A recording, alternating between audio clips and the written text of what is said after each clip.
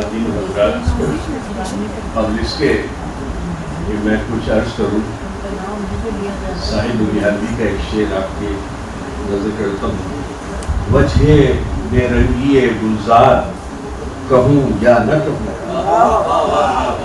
وجہ بے رنگی گلزار کہوں یا نہ کہوں، کون ہے کتنا گنہگار کہوں یا نہ کہوں. میر ہم جیسے ان پڑھ لوگوں کے درمیان آ گئے ہیں. یہ میر تقی میر کی عزت افزائی نہیں، یہ ہماری عزت افزائی ہے کہ ہم میر تقی میر کا ذکر کر رہے ہیں. میر انیس کا ذکر کر رہے ہیں. یہ ہماری عزت افزائی ہے کہ ہمیں میر انیس کا ذکر کرنا نصیب ہو رہا ہے. میں تھوڑی پیچیدہ سی بات کہوں گا، برا نہ منائیے گا. دیکھیے، جو ابلاغ ہے چاہے وہ کسی شکل میں ہو، اس کا دار و مدار زن پہ ہوتا ہے. ضاد نون زبر زن. شاعری زنیات ہے، شاعری زنیات ہے. دیکھیے، سورج تو سورج ہی ہوتا ہے، چاند تو چاند ہی ہوتا ہے، ستارہ تو ستارہ ہوتا ہے. یہ زن ہے جو اس کو کہاں سے کہاں پہنچا دیتا ہے. تو شاعری جو ہے کمال ہے زنیات.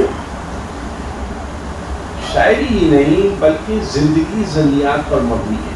میں خالی کہوں عین الرضا تو بڑا حقیقت ہے، عین الرضا نام ہے ان کا.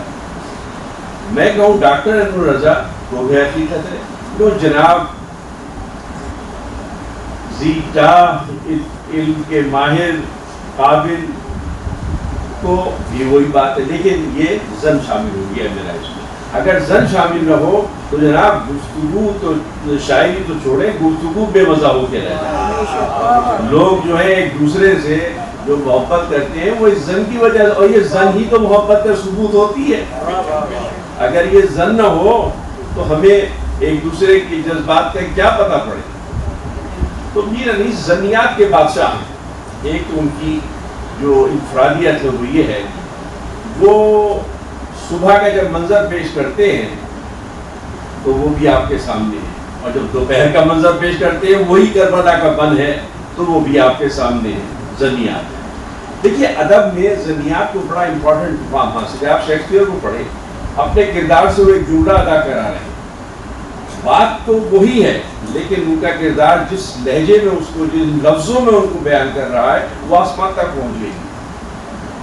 تو میر انیس بھی اپنے ہاں کلام تو کربلا کا وہی ہے جو کربلا کا واقعہ ہے. کربلا کا واقعہ 6 گھنٹے کا واقعہ ہے. 6 گھنٹے کا واقعہ ہے کربلا کا. 6 گھنٹے کا.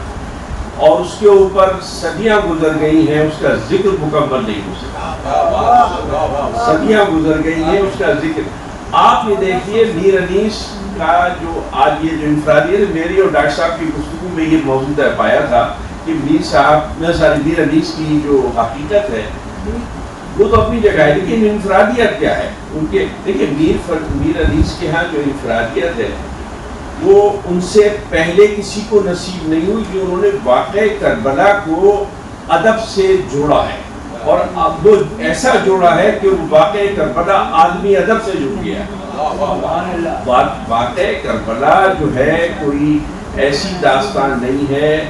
واقعہ کربلا ایک پیورلی مذہبی داستان ہے، مذہبی واقعہ ہے، مذہبی واقعہ ہے، مذہبی واقعہ ہے. اور اس مذہبی واقعے سے جو انہوں نے اخذیات کیے ہیں، قائم کیے ہیں، اور اس کو جو حسن زن سے کمال بخشا ہے، اس نے اس واقعے کو عالمی ادب کا حصہ بنا دیا. عالمی ادب کا حصہ، اردو ادب کا نہیں، عالمی ادب کا. دوسرے ملکوں میں جہاں کام ہو رہا ہے، جہاں مجھے ان کے دانشوروں سے بات کرنے کا موقع نصیب ہوا ہے، تو میں حیران ہو گیا کہ لوگوں کو واقعہ کربلا کی بارے میں معلوم ہے اور انیس کے ترجموں سے معلوم ہے. تو انیس کے ہاں زنیات کا کمال ہے، اور وہ ان کی شاعری کا جو حسن ہے وہ ظنیات کا کمال ہے. انہوں نے ایک عام سی چیز کو جو پیش کیا ہے اس رنگ میں پیش کیا ہے کہ ان کی شاعری میں خود اس کے بارے میں بہت کہا گیا. دوسرے میر انیس کے ہاں جو ایک فکر ملتی ہے، دیکھیے میں آپ سے عرض کروں، ہمارے تعلقات کے درمیان ایک رو چلتی ہے، ایک رو چلتی ہے، وہ ایک خاص یعنی اس کا ایک خاص حلقہ ہوتا ہے. ہم صاحبان شعر و ادب بیٹھے ہیں یا علم سے دلچسپی، ہمارے درمیان ایک رو چل رہی ہے.